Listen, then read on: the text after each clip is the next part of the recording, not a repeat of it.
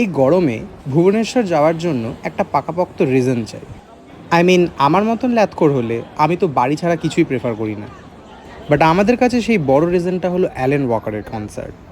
ট্রেনে করে শিয়ালদা এবং সেখান থেকে বাসে করে চলে গিয়েছিলাম হাওড়ায়। ওয়েদারটা একটু ক্লাউডি থাকায় বাসের জানলা থেকে আমি আমার মনের মতন ফুটেজ পেয়ে যাই। 19 এপ্রিল আমাদের কনসার্ট ছিল, আর আমরা গিয়েছিলাম তার ঠিক আগের দিন।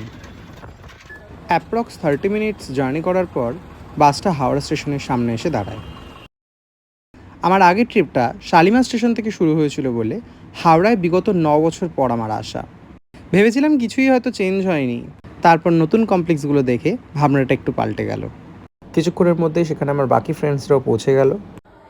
আমার করা ট্রিপ তাতে আবার সারপ্রাইজ থাকবে না সেটা পসিবলই না। আমার এই হাত দেখানো ফ্রেন্ডটা যাওয়ার টিকিট না থাকায় উইদাউট টিকিট ভুবনেশ্বর জার্নি করে এসেছিল। সব লেজেন্ড মানুষজন সব। সো আমাদের চেক ইন হয়ে গিয়েছিল। যেহেতু আমরা কিছু লাঞ্চ নিয়ে আসিনি, তাই কিছু লাঞ্চ কিনছিলাম এবং ট্রেনে ওয়েট করছিলাম।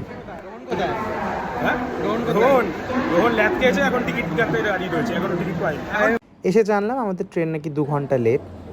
তার মাঝে আমি আমার ফেভারিট প্লেস মিয়ামোর থেকে কিছু খাবার নিয়ে নিয়েছিলাম।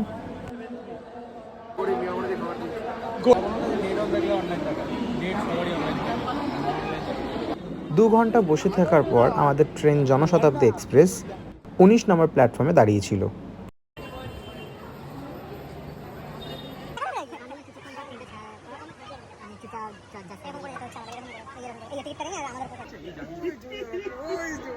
দুটো 50 আমাদের ট্রেন ছাড়ে।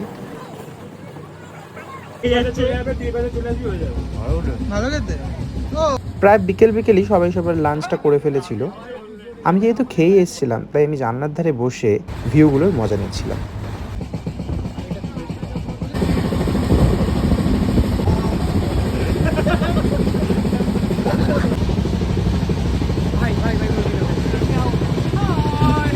আস্তে আস্তে ওয়েদারটা চেঞ্জ হচ্ছিল। ইভিনিং স্ন্যাক্সে ওরা সবাই পিৎজা অর্ডার করেছিল। দেন আমারও হালকা খিদে পেয়েছিল, তাই আমিও আমার খাবারটা সেরে ফেলেছিলাম। ঠিক সন্ধে নেমে আসতেই দেখা মিলল কালবৈশাখী।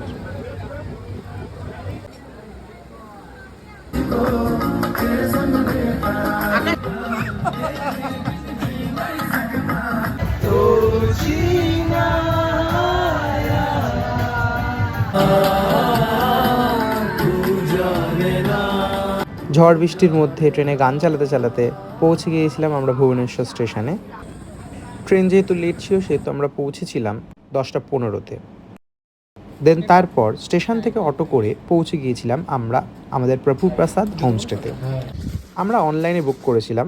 5 জনের একটা এসি রুম বুক করেছিলাম, যেটার পার হেড 600 টাকা করে আমাদের পড়েছিল। আমাদের রুমে 3টে বেড ছিল। রুমগুলো কিন্তু যথেষ্ট ক্লিন এবং স্ট্যান্ডার্ড ছিল। আমার তো বেশ ভ্যালু ফর মানি লেগেছে। তোমরাও যদি কখনো ভুবনেশ্বর যাও তাহলে প্রভুপ্রসাদ হোমস্টেটা কিন্তু তোমরা ট্রাই করে দেখতে পারো। বাইরের ওয়েদার খারাপ থাকায় আমরা সুইগি থেকে খাবার অর্ডার করে নিয়েছিলাম। অ্যাকচুয়ালি প্লেট না থাকায় আমরা ওরকমভাবে খাচ্ছিলাম আর কি। ভিডিওটা অনেক লম্বা হয়ে যাচ্ছিল, তাই নেক্সট পার্টটা পরের ভিডিওতে।